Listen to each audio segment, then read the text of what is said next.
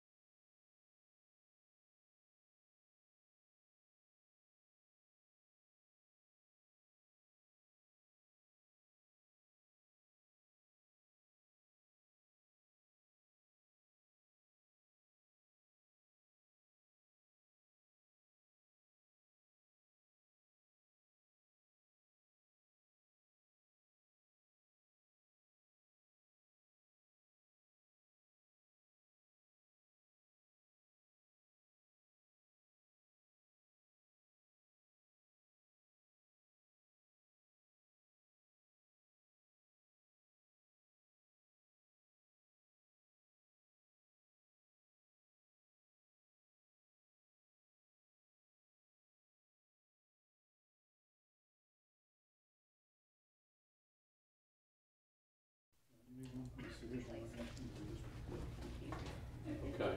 You got one? Mm-hmm. Whenever you want to get ready to go, have at it. Okay. Good afternoon. My name is Cami Maddox. I'm a physician and researcher at the James Cancer Hospital in Columbus, Ohio, where I specialize in Hodgkin's and non-Hodgkin's lymphoma. Today I'm going to be talking about current challenges and new opportunities in follicular lymphoma. These are my disclosures. So today we're going to talk about both the treatment approach to follicular lymphoma in the frontline setting and the relapse setting. We're going to discuss some of the toxicities seen with that therapy and how these are addressed in patients, and then talk about some of the challenges in follicular lymphoma, including those patients who don't respond well to therapy and how we address those. So the overall follicular is a subtype of non-Hodgkin's lymphoma. There's about 70,000 cases of non-Hodgkin's lymphoma diagnosed per year, with follicular lymphoma being the most common indolent subtype of non-Hodgkin's lymphoma. If you look at all the lymphoid malignancies together, follicular lymphoma represents a little over 10% of those, with 13,000 to 14,000 cases diagnosed per year. Like many of the mature B-cell lymphomas, follicular lymphoma arises from the germinal center of the lymph node. Other lymphomas that do this include large cell lymphoma, Burkitt's lymphoma, and LP Hodgkin's. Overall, if you look at outcomes in follicular lymphoma over the last 20 years since the approval of rituximab, we've done very well, with the median overall survival from diagnosis being over 20 years. Given that the average patient is diagnosed in their 60s, this means that most patients with follicular lymphoma will live a normal lifespan after diagnosis. If you look at the 10-year survival, over 70% of patients are alive after 10 years, although there are heterogeneous outcomes for individuals. And one of the challenges is those patients who don't respond well or relapse early after initial therapy. Our goals in follicular lymphoma are really to identify those patients who don't need immediate treatment or who do very well with all treatments, and try to reduce the toxicity of their first treatments, and then to try to find a way to recognize these patients who are going to do worse with their initial therapy. As we're going to talk about today, several of the therapies in follicular lymphoma have similar outcomes with respect to overall survival. A lot of the endpoints in clinical trials look at progression-free survival, which we're able to improve, but really we haven't yet improved on overall survival. And the question is, should we really be looking at other things when we're evaluating treatments for these patients? This slide just represents the initial management approach to a patient with follicular lymphoma. So at diagnosis, we first stage disease. For those patients with localized disease, there's a number of different things you can do. You can give definitive radiation, which will, in about 30% of patients, potentially cure them, meaning that 30% of these patients won't relapse in their lifetime. Some patients can be observed without therapy for a while, which we do in advanced stage disease in select patients. And then other patients can be treated with a combination of rituximab alone or rituximab and chemoimmunotherapy. Advanced stage patients are divided into patients with low tumor burden. These are patients with not bulky disease, with no symptoms, with no cytopenias. And then those patients with high tumor burden, either bulky disease, symptomatic disease, cytopenias. In patients with advanced stage disease with low tumor burden, we're able to observe a lot of those without therapy for a time period before they require any treatment. In patients with high tumor burden disease, there's actually a number of different therapies that have shown effective, including different chemoimmunotherapies, including antibodies with rituximab, obinutuzumab, and even more recently, immunomodulatory therapy, so a non-chemotherapeutic approach. So first, to address those patients who are with asymptomatic low tumor burden disease. So this was a study to try to show if treating patients who didn't otherwise need treatment, so they didn't have symptoms, they didn't have bulky disease, if there was any benefit to treating them early versus observing them until they had problems or issues that required treatment. So this study took nearly 500 patients with asymptomatic advanced stage disease and randomized them to either observation versus rituximab, which was 4 weekly treatments, versus rituximab for the 4 weekly treatments, followed by a maintenance approach, which is 1 infusion every 8 weeks. When you look at those patients who were observed versus those patients who received rituximab therapy up front, not probably surprisingly, the time to their next therapy or their second therapy after rituximab was significantly prolonged in those patients who received rituximab, as was the progression-free survival. However, there was no difference in overall survival to waiting to treat those patients until they met other indications for treatment versus giving them rituximab up front. Furthermore, there had been some concerns that if you delayed treatment in patients, that they would be at higher risk for transformation to a diffuse large B-cell lymphoma. But this trial showed that there was no difference in patients who transformed to a more aggressive lymphoma if you treated them with rituximab versus the watch and wait approach. Based on this, MD Anderson conducted actually a retrospective review of nearly 2,000 patients and looked at patients who were watched at diagnosis versus those who were treated with rituximab alone versus those who were treated with rituximab in combination with chemotherapy. What they showed is that, probably again not surprisingly, patients that were treated with the rituximab chemotherapy or rituximab alone had a benefit in progression-free survival as compared to those who were observed, but there was no difference in overall survival, delaying treatment until there were other indications for treatment. They then evaluated differences in individual factors of those patients who received early treatment versus those patients who were observed. And they noted that patients who had B symptoms, patients with a worse performance status, and those with grade 3A follicular tended to be treated earlier, while women and patients in the Northeast actually tended to have a watch and wait or an observation approach more commonly. And again, this is just showing the curves that there was a benefit in progression-free survival, but not overall survival using the rituximab versus watchful waiting, although the PFS difference was not as significant as that was in those patients that were treated with our chemo. So that when they then tried to evaluate, was there predictors of patients' overall survival in patients? So at a median follow-up of 8.1 years, median overall survival was not reached. They saw that at this time point, by this time point, almost all patients did require some sort of therapy. Predictors of survival, the only thing that they found predictive of survival were older age and a lower hemoglobin.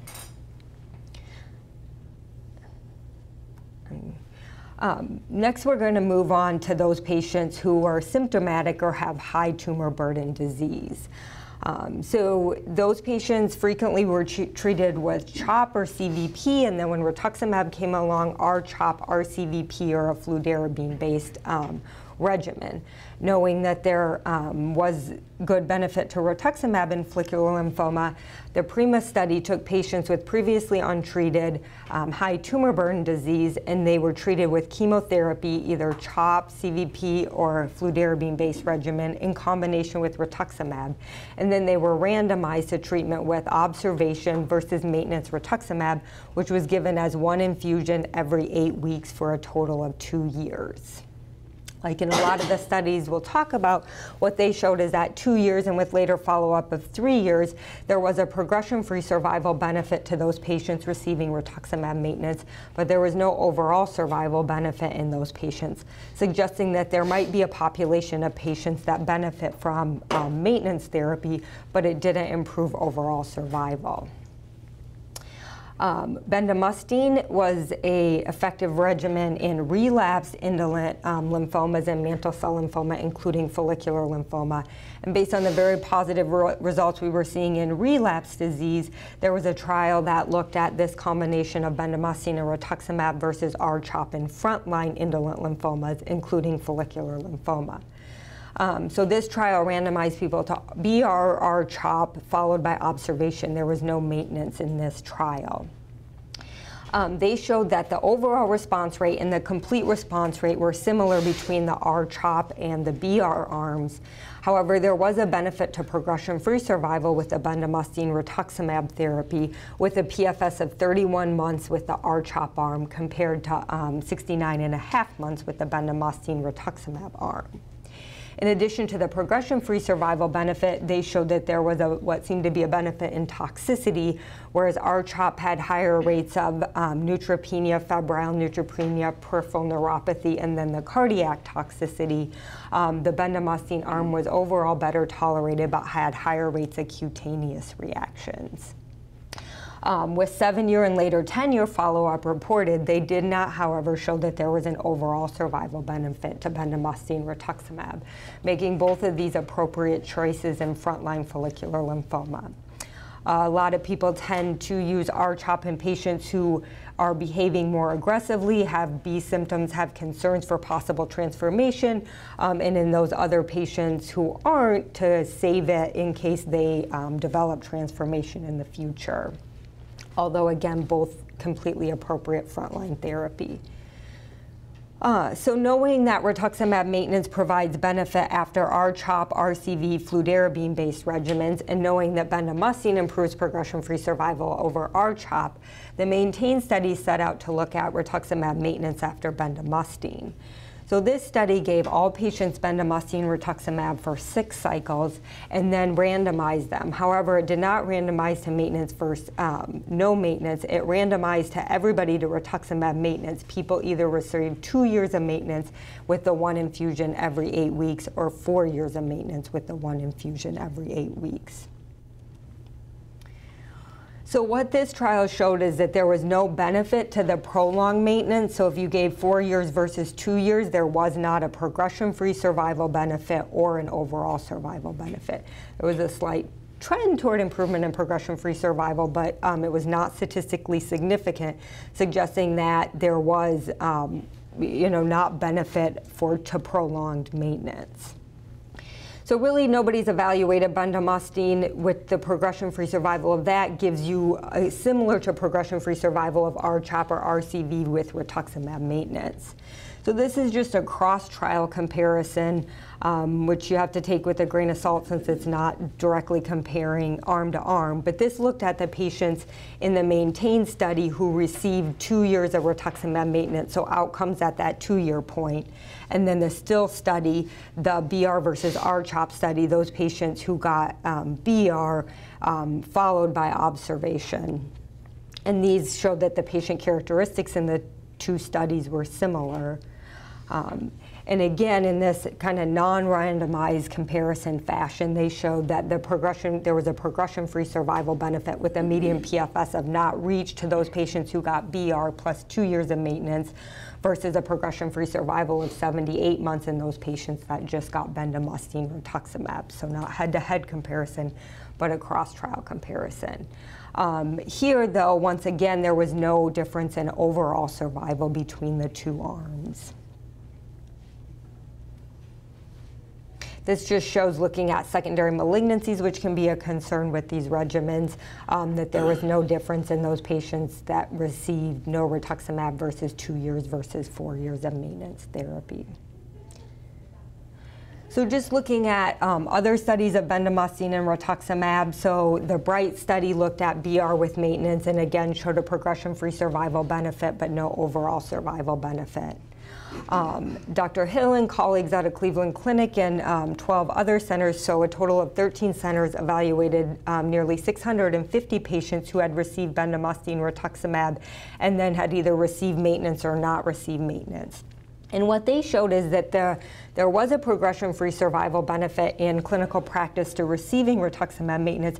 However, that was only for patients who got a PR to therapy. So those patients that got a partial response to their induction therapy did benefit from the rituximab maintenance, again in terms of progression-free survival, but not overall survival. However, for those patients who achieved a complete response with their initial 6 cycles of bendamustine, there was actually no progression-free survival benefit to rituximab maintenance, suggesting that maybe the way to select those patients appropriate for rituximab maintenance, if you so choose to give it, is by their initial response to their first 6 cycles of chemotherapy. We've looked at trying to improve on this regimen by both adding bortezomib to the induction regimen, so bendamustine, rituximab, bortezomib, and then adding lenalidomide to the rituximab maintenance, so bendamustine, rituximab, followed by lenalidomide and rituximab. And the 3-year progression-free survival in this study showed no difference between the 3 arms, so there was no benefit to adding either the bortezomib to induction or the lenalidomide to maintenance.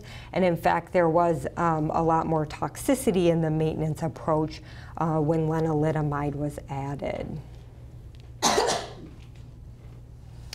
These show the survival curves from the retrospective study from Dr. Hill and colleagues, again showing progression-free survival benefit, but only to those patients who achieve a partial response to therapy, but not for those patients who are in a complete remission to their initial therapy. So obinutuzumab is another CD20 antibody. The Catalan study got approval for obinutuzumab in relapsed follicular lymphoma when it showed that obinutuzumab in combination with bendamustine followed by obinutuzumab maintenance improved the outcomes in patients who were relapsed after rituximab therapy. So based on this, they decided to perform the Gallium study to try to further improve on chemotherapy in the front line with immunotherapy. And this study looked at over 1,200 patients with advanced stage disease and randomized them to treatment with the obinutuzumab antibody versus chemotherapy, which could be CHOP, CVP, or bendamustine-based therapy, versus rituximab in combination with chemoimmunotherapy. For all patients who were responding, they then went on to a maintenance approach. Patients who received obinutuzumab in their frontline therapy then received maintenance with obinutuzumab for 2 years, and those patients who were treated with rituximab induction received rituximab maintenance for 2 years. The primary endpoint, again, in this study was progression-free survival with secondary endpoints of overall survival. So in this study, they showed that the combination of obinutuzumab and chemotherapy or rituximab and chemotherapy, the overall response rates were similar. The complete response rates were similar with no difference. The 3-year progression-free survival was statistically significant with a benefit to those patients receiving obinutuzumab-based therapy with chemotherapy as compared to those with rituximab and chemotherapy. The obinutuzumab did have more toxicity associated with it. There were more grade 3 to 4 adverse events with obinutuzumab, including a higher rate of infusion reactions, a higher rate of higher grade infusion reactions, and more cytopenias. One of the other interesting things that came out of this study was that in those patients who got the bendamustine for their chemotherapy in both the arms with obinutuzumab and with rituximab, there was an increased rate of death in the first, in those 3 years in the maintenance and later approaches.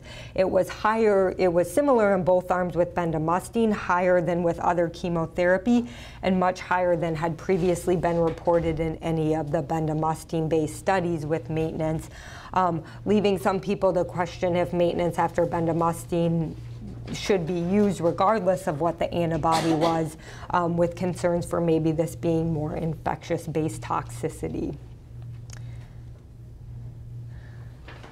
So this, the RELEVANCE study was a study that was reported out in the last year. So we know that lenalidomide, an immunomodulatory agent, has good efficacy in relapsed follicular lymphoma, with several phase 2 studies showing benefit in frontline follicular lymphoma.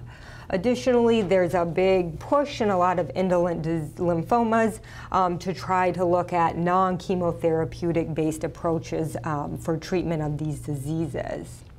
So the RELEVANCE study was a randomized phase 3 study that looked at rituximab in combination with lenalidomide, so a completely non-chemotherapy-based approach, versus chemotherapy in combination with rituximab, followed by rituximab maintenance in both arms in patients with previously untreated follicular lymphoma. So this trial, again, was designed with advanced stage follicular lymphoma patients who were in need of therapy. They were randomized to either R-chemo, which could have been CHOP, CVP, or bendamustine. They received 6 cycles and then went on to receive 2 years of rituximab maintenance.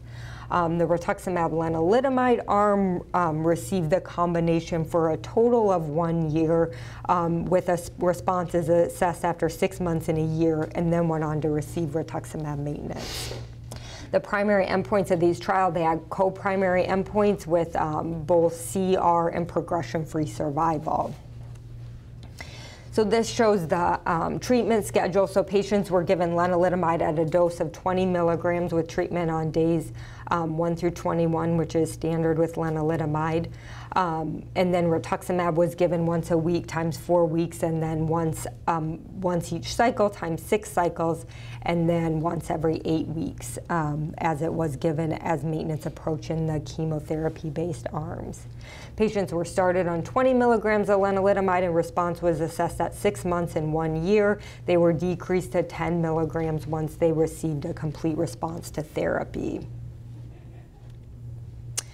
This just shows the baseline characteristics of the patient, showing that there was no difference in any of these, including age, ECOG, grade, FLIPI score, or bulky disease. So as you can see, the response by the independent review committee showed no statistically significant difference in complete response between the chemo and non-chemo arms, with the R-chemo having a complete response of 53% and the lenalidomide rituximab having a complete response of 48%. Overall response was also not different in either arms, with the R-chemo arm having an overall response rate of 89% and the R-lenalidomide having an overall response of 84%. 3-year duration of response was similar, 77% for R-lenalidomide and 74% for R-chemo. This was consistent across both the independent review committee and the investigator responses.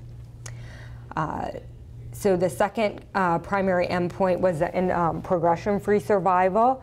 As you can see, there's no difference at 3 years in progression-free survival, with the 3-year PFS of R-chemo being 78% and that of R-lenalidomide being 77%. This again was the same by both investigator and independent review committee. They had a this is a forest plot for the pre-specified subgroup analysis. As you can see, this held across all risk groups, so this was independent of age, sex, disease, bulky disease, FLIPI score. There was a trend towards patients with early stage disease or low FLIPI score, low risk disease, having a little bit of benefit towards R-chemo, but that was not statistically significant.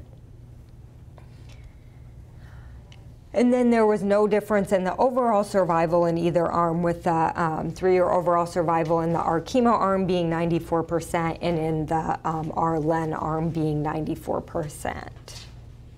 What was different between the two arms was the adverse events. There was a higher rate, probably not surprisingly, of cytopenias, including neutropenia in those patients with R-chemo, and a higher rate of cutaneous reactions and rash in those patients with lenalidomide, also a higher rate of tumor flare in those patients. This is just looking at neutropenia and neutropenia-related complications, so a higher rate of higher grade neutropenia, a higher rate of febrile neutropenia, and a much higher rate of requiring growth factor in the patients who received R-chemo as compared to the R-lenalidomide. However, when you look at the treatment discontinuation and safety, there was actually no difference in the patients who were able to finish therapy, with 69% of patients getting R-lenalidomide and 71% of patients getting R-chemo completing all their treatment, with no real differences in reasons for discontinuation. So this trial was actually designed as a superiority study, and so it was a negative trial. They designed it to try to show that our lenalidomide was superior to our chemo, which this did not do. But what it did show is that our lenalidomide at least appears to have similar efficacy in terms of complete response, overall response, progression-free survival, and overall survival as chemotherapy, and that there probably are populations of patients that can be treated up front with a non-chemotherapeutic approach. This has not been approved. This is, the one regimen that we've discussed in frontline therapy that has yet to receive FDA approval for that indication. So we're going to flip to relapse disease and talk just a little bit about therapy in relapse disease. So really all of the therapies that we've talked about thus far, R-CHOP, BR, our lenalidomide, are all effective and appropriate therapies for relapse follicular lymphoma, with choice is dependent on what is given in the first line. The desire to kind of move towards non-chemotherapy-based approaches led to studying of different novel targeted therapies, including PI3 kinase inhibitors in relapsed follicular lymphoma. The first PI3 kinase inhibitor that was approved for follicular lymphoma was an oral drug called idelalisib, which had about a 60% overall response rate and was a pill that patients would take daily. Idelalisib had a little bit of trouble as it moved into practice because of some of the toxicities that we saw with the drug. So there are rare infectious toxicities, including reactivation of CMV and risk of PCP, that make it harder to give, especially in highly pretreated patients. There's also inflammatory toxicities that make the drug harder to give, including hepatitis, pneumonitis, and colitis. The colitis can be pretty severe and require actually steroid treatment to be able to get under control. So this Kronos-1 trial was actually the first IV PI3 kinase inhibitor studied in indolent B-cell lymphomas, including follicular lymphoma. This looked at patients who were relapsed refractory after 2 or more prior lines of therapy, including having received prior rituximab. Copanlisib is given as a 60 milligram 1 hour IV infusion given on day 1, 8, and 15 of a 28-day cycle. The one unfortunate or difficult thing with copanlisib is, like the oral PI3K kinase inhibitors, it's a continued till progression. But as you can imagine, coming in for an IV infusion once a week for 3 weeks just continuously forever can get to be quite a lot for patients too. The primary endpoint of this trial was overall response after 4 or more cycles. So the complete response in follicular lymphoma patients was near 60%, similar to the oral targeted therapies, with a complete response rate of 20% and a progression-free survival of 12.5 months. When you look at the safety of copanlisib, the most common treatment-related adverse events are listed. So hyperglycemia is actually a frequently seen problem because of the effects this has on the insulin receptor signaling pathway.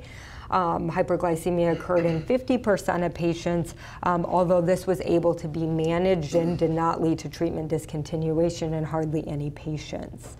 Hypertension and neutropenia were seen in about 1/3 of patients, although not as many grade 3 or 4 toxicities with these.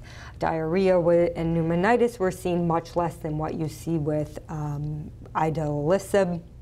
Duvelisib is another oral inhibitor that's been approved now for relapsed follicular lymphoma. It has the benefit of oral therapy, but also has the benefit of not having the higher rates of inflammatory toxicity that we see with idelalisib. Now we're going to kind of switch gears from treatment to some of the common management issues in follicular lymphoma. So we're going to talk about adverse events and how to manage some of the more commonly seen adverse events with these therapies, a little bit about screening after treatment, and then how do we define high-risk patients and how do we treat those patients. So by far and away the most dangerous toxicity of treatment in our cancer patients, our lymphoma patients, is febrile neutropenia. The management of febrile neutropenia is extremely important because this is the highest risk of morbidity and mortality in patients receiving treatment. So we define febrile neutropenia in patients who are neutropenic that have fever of over 100.4 for an hour, we tell them. So when they present to the emergency room or the urgent care, they should present and be treated within 1 hour with a dose of IV antibiotics while labs and other studies are pending. In patients, the initial therapy should be with an anti-pseudomonal agent. Probably the most common used is cefepime-zosyn. And then other antibiotic therapy tailored based on patient presentation. So patients who have persistent hypotension are very ill when they come in, or patients who have exposure to healthcare settings frequently, like recent hospitalization in a nursing home, you want to consider a secondary double coverage for Pseudomonas. Vancomycin is not standard in our patients, but should be added again for patients who clinically are not stable or for specific concerns for infections such as oral infections, skin infections, and then of course if you're concerned about a line infection. Further therapy from there is defined really based on how the patient does, how their counts recover, and then if you identify an infection. About 50% of the time we actually don't ever identify the cause for fever, and about 50% of the time you're able to identify an infection or a specific bug. Rash is another common thing. As I mentioned, you see this more frequently with bendamustine, but also the oral inhibitors, both the PI3K kinase inhibitors and specifically lenalidomide. In post-approval studies of lenalidomide, it was shown that actually a rash was a leading reason to discontinue therapy. However, in most patients, this rash can be very well managed without needing sometimes to stop, like take a break from therapy, and definitely in the majority of patients should not have to lead to treatment discontinuation. Most lenalidomide rashes are mild to moderate, look like macular papular rashes. They can often be controlled with topical treatment, topical steroids, or oral antihistamine. It's important that patients recognize these and call in with the toxicities.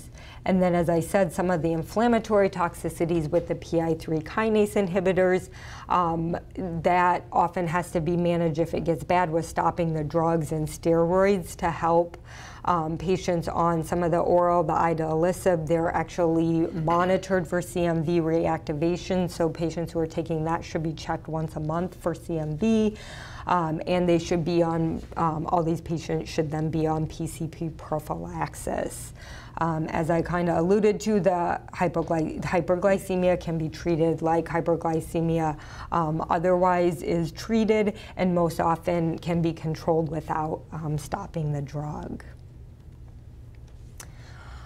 Surveillance imaging for detecting relapse. So in 2014, the guidelines for lymphoma surveillance imaging changed for aggressive lymphoma and recommended that for patients who got into a complete response with their initial therapy in both Hodgkin's and non-Hodgkin's lymphoma, that there was no need to do serial imaging. They showed that it didn't detect disease any earlier than if patients had symptoms, they had abnormal labs, or the doctors felt something or were concerned about something the patients they said.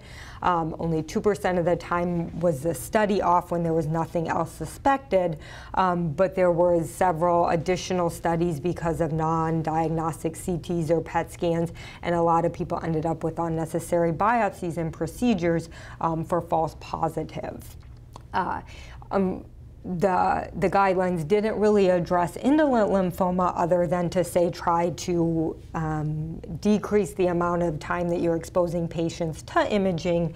But this was a study after those that evaluated looking at serial CT scans in patients who'd completed treatment for follicular lymphoma to show if there was a benefit to scanning them versus routine labs, exam, and patient history. And they showed that actually without the physician suspecting relapse based on patient's symptoms, labs, or the physician's exam, that there was no benefit to surveillance imaging in detecting relapse in these patients. So it's really recommended that you try to minimize the exposure to CT scans, and certainly PET scans are not indicated for surveillance. So kind of switching to some of the high-risk features in follicular lymphoma, so that we know that each time a patient is treated, their overall response and complete response to treatment are going to be less than it was the time before that, with the biggest benefit to them coming from their first-line treatment, and their duration to each therapy, their duration of response to each therapy is going to decrease over time. So really, you get the most out of that first treatment. We also know from all of our studies that there's a population of patients that seem to relapse within 2 years of their initial therapy, regardless of what that treatment is. So approximately 20% of patients will progress within 2 years of being treated, regardless of what we treat them with, and this seems to represent a high-risk group of patients. So the SWOG study that evaluated R-CHOP in frontline follicular showed close to 20% of patients relapsing at 2 years. The STILL study that evaluated BR versus R-CHOP showed that about 20% of patients who will receive BR. The lenalidomide study I mentioned, that's not on here, but that also at 2 years had close to 20% of patients progressing in that 2-year time frame. This has also been shown in maintenance, so it's not just with induction therapy, but even on those patients who are actively getting maintenance, we know that about 20% of them will progress. And this was felt to represent likely a high-risk group of patients. So Dr. Kasula and her colleagues proved this by looking at the survival of those patients who relapsed within 2 years of their initial therapy. So they took patients who were treated with R-CHOP and relapsed within that 24 months and showed that the 2-year overall survival of those patients was 71% as compared to above 95% for the regular follicular lymphoma population of patients not relapsing within 2 years, and that the 5-year overall survival was 50% as compared to somewhere between 85 and 90% of patients who are still alive at 5 years who hadn't progressed within that time frame. They then took this and validated it in other cohorts of large lymphoma databases. And then the FLASH study was an analysis that took 13 different trials, so all different induction therapies, all different maintenance therapies, and looked at that same population of patients, and again confirmed that those patients who progressed within the first 24 months after completing their initial therapy had a significant decrease in their overall survival as compared to those who continued to be in remission at 2 years. So then our goal is always, if we know these patients do well, can we predict, or don't do well, can we predict those patients who don't do well? So they looked at the patients who relapsed versus who didn't relapse within those first 2 years, and they found that there was, this was not associated with gender, FLIPI score, which is a clinical prognostic that can predict high-risk disease, performance status, or beta-2 microglobulin. So there was really no predictor based on just clinical factors who was going to do well with therapy versus who wasn't going to do well with therapy. They then looked at those patients who progressed within that time frame and looked at who was more likely to die in those patients, and found that older age, so age greater than 60, high-risk FLIPI, low hemoglobin as defined by hemoglobin of less than 12, or an elevated beta-2 microglobulin was able to predict for earlier death in those patients who were progressed in that early time frame. So then, of course, the challenge becomes, how can we identify these patients if we can't identify them by their clinical risk factors before they start treatment? Is there a way that we can predict them so we can try to optimize their upfront therapy? So the M7 FLIPI is a prognostic score that was that they came up with that utilized 7 different genes, so looking at mutations in 7 different genes along with clinical risk factors, and they showed that this defined also a high risk and low risk population outside of what is defined by just risk factors, by the clinical risk factors by the FLIPI. Further, when they looked at patients who progressed within that 2-year time frame, they found that unlike the FLIPI or just the clinical risk factors, that this M7 FLIPI was actually correlated with those high-risk patients.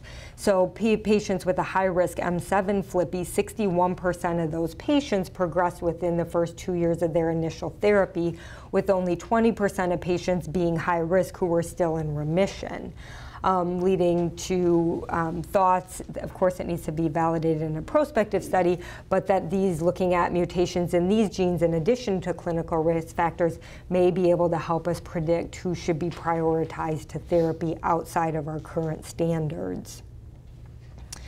The other predictive model was a 23 genes gene expression panel that looked at gene expression profiling to try to predict outcomes, and this was validated retrospectively in 4 different cohorts of patients and showed that these gene expression profiling was able to predict 2 different populations, including those patients with a low score with a median progression-free survival of 10.8 years compared to those patients with a high predictor score and a median progression-free survival of 3.1 years. So another tool that we can potentially use to help us dictate and prioritize frontline therapy. So the question really is, how do we treat these patients? We know that the majority of patients with follicular lymphoma will live a normal lifespan. These patients with early progression are going to do much worse overall. And how do we treat these patients? 1, how do we predict who they are? And 2, how do we treat them? So this was a retrospective study that looked at the role of transplant, both autologous and allogeneic transplant in follicular lymphoma.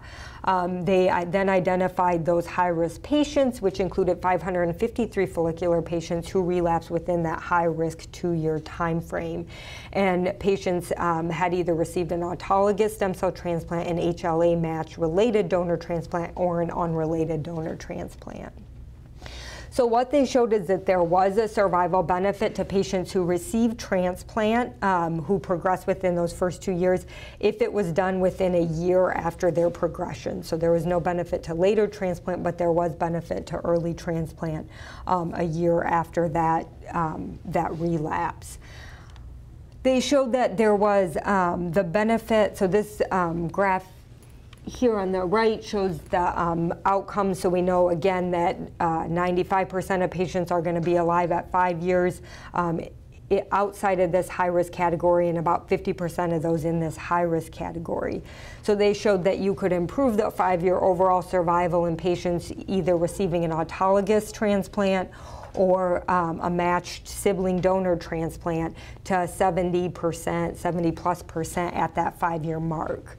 The match unrelated donor transplant did not have benefit to survival, and this was not related to disease relapse, but was related to the toxicity associated with the match unrelated donor transplants.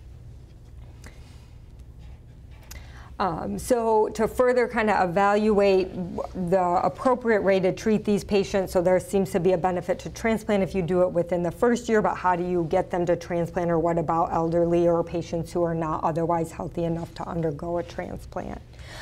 So there's an ongoing national trial across several institutions. It's a randomized phase 2 trial that takes patients in this high-risk category that are early progressors, so those progressing within 2 years of either R-CHOP or bendamustine-based therapy, and randomizes them to 1 of 3 arms.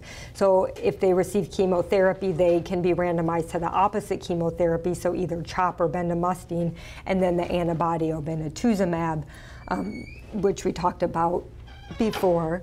lenalidomide in combination with obinutuzumab, or umbralisib, which is yet another PI3K kinase inhibitor in combination with obinutuzumab, with the primary objective being a complete response by PET. They're trying to validate this M7 FLIPI in this high-risk population also. So when we look at standard risk follicular lymphoma patients, we've gone through a number of therapies that can produce very favorable outcomes. As I said, at 10 years after diagnosis, 70% of patients are still alive, and the median overall survival is over 20 years, meaning that when patients are diagnosed, the majority of them are going to live a normal lifespan. We identified these high-risk patients who have early progression of disease, which includes about 20% of the population, and will have an inferior overall survival with only half being alive at 5 years. In these patients, we should consider early transplantation, either autologous or a sibling-related allo, but really the benefit of that is done if you do it within the first year after progression. And so you treat those patients, get them back into remission, and then transplant them. We have some potentially better prognostic indicators outside of clinical, looking at gene expression profiling and different gene mutations, and we need to validate these and find therapies that are better in these group of high-risk M7 FLIPI patients and in these patients that progress in the first several years. So now we're just going to go through a few case studies. So this is a 68-year-old woman with slightly enlarged lymph nodes in her right axillary area for about 1.5 years. She was told by a physician she didn't need to worry about it and she could just see what happened. She also had some shoddy cervical lymph nodes that she's noticed on and off probably for about 3 years.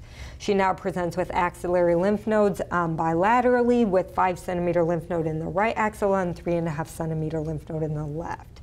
She notes symptoms of fatigue and night sweats. On physical exam, there's no other palpable masses outside of the lymph nodes noted and no hepatosplenomegaly. CT with PET is done to rule out with her fatigue and night sweats any concern for transformation to a more aggressive lymphoma.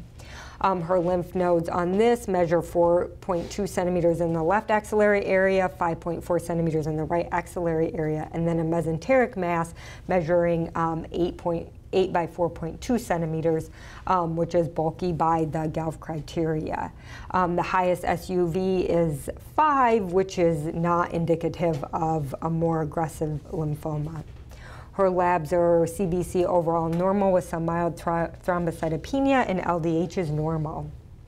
You do an excisional lymph node biopsy, and this shows CD10, CD19, CD20 positive cells with a translocation 14-18 characteristic of follicular lymphoma. There's no evidence of more aggressive histology in the biopsy. So she has really no major past medical history that you have to be concerned about when deciding treatment. Her father died of large cell lymphoma and a distant cousin had some kind of blood cancer. She's worried about her risk of dying and is ready to start treatment. So based on this patient situation, would you recommend observation, rituximab monotherapy, bendamustine and rituximab, bendamustine and obinutuzumab, rituximab CHOP, obinutuzumab CHOP, or lenalidomide plus rituximab? So we know that based on her bulky disease and her symptoms that we would not want to do observation. She's in need of treatment based on those criteria. Based on her lymph node size, we know that rituximab monotherapy is not going to provide benefit alone. Bendamustine rituximab we know is an appropriate frontline agent based on the STILL study. Bendamustine obinutuzumab based on the gallium study, also an appropriate frontline therapy. Again, a progression-free survival benefit of 5% over bendamustine rituximab, although increased toxicity with that regimen. Our rituximab CHOP is an appropriate frontline regimen based on the PRIMA and SWOG studies. Obinutuzumab CHOP, again, based on the gallium study that substituted obinutuzumab. And lenalidomide rituximab, we know that is also a reasonable agent to use, although this is, again, not yet FDA approved for this indication. After completing all cycles of chemotherapy, what would you choose next for this patient? Observation, rituximab maintenance, obinutuzumab maintenance, other maintenance, or surveillance CTs. So we know that observation is appropriate based on the PRIMA study. Rituximab maintenance is appropriate, again, has been shown in different studies to prolong progression-free survival, but not overall survival, with some suggestion that the patients that benefit most are those who don't achieve a CR with initial therapy. Obinutuzumab maintenance is appropriate if you use obinutuzumab in combination with chemotherapy in the front line. They haven't been studied with the opposite antibody used as a maintenance approach. There's no other maintenance approach. We know that other maintenance approaches, including lenalidomide, increase toxicity but don't improve outcomes. And we know that surveillance CTs don't benefit, are not a benefit in follicular lymphoma. Case study 2, so this is a 58-year-old man who lives in a small town who was diagnosed 7 years ago, at which time he was noted to have almost 2-centimeter nodes in his right neck. 18 months ago, he progressed to needing therapy with 5-centimeter lymph nodes, and this was accompanied by weight loss, drenching night sweat. PET CT at that time showed bulky disease with a 9-centimeter mass. Biopsy was done to rule out transformation. This showed follicular lymphoma, and this patient was started on R-CHOP chemotherapy. He completed 6 cycles of therapy and is now receiving rituximab maintenance. He noted abdominal discomfort, which led to routine scan, and a scan showed a 6 by 8 centimeter mass with an SUV of 7. The patient had a biopsy based on this, and it looks like it's still follicular lymphoma, no evidence of transformation. So what is his likelihood of long-term survival? Unknown. Unclear, he needs M7 FLIPI testing. Unclear, he needs 23 gene panel testing. 5-year overall survival expected to be 50%, or 5-year overall survival expected to be 70%. So this is one of those patients that falls in that high-risk category. He progressed within the first 2 years after receiving his initial chemotherapy induction with R-CHOP, and so his 5-year overall survival is expected to be 50%, as compared to the 5-year overall survival of a patient not progressing within those 2 years, which is really upwards of 85%. So again, when we take all patients with follicular lymphoma, the majority of them will have favorable outcomes with chemotherapy, long-term survival, living a similar lifespan after diagnosis to that of the age-matched population. A number of patients that have low tumor burden disease can be observed at diagnosis and not require any sort of treatment until they develop symptoms, cytopenias, or bulky disease. Patients who do require treatment have several first-line approaches: R-CHOP, RCVP, BR, obinutuzumab CHOP, obinutuzumab bendamustine, with or without maintenance therapy with either rituximab or obinutuzumab. Our lenalidomide is a non-chemotherapeutic approach that also seems to provide similar outcomes, but is yet not approved. Patients who relapse within that first 2 years have very poor outcomes. They should be prioritized for clinical trials. They should be considered if they're candidates for transplant within that first year of relapse. And ideally, as we move forward and validate some of these better prognostic factors, looking at gene mutations and gene expression profiling, we'll be able to predict these patients who are going to do poorly and hopefully have better therapies for them. And with that, I would be happy to take questions.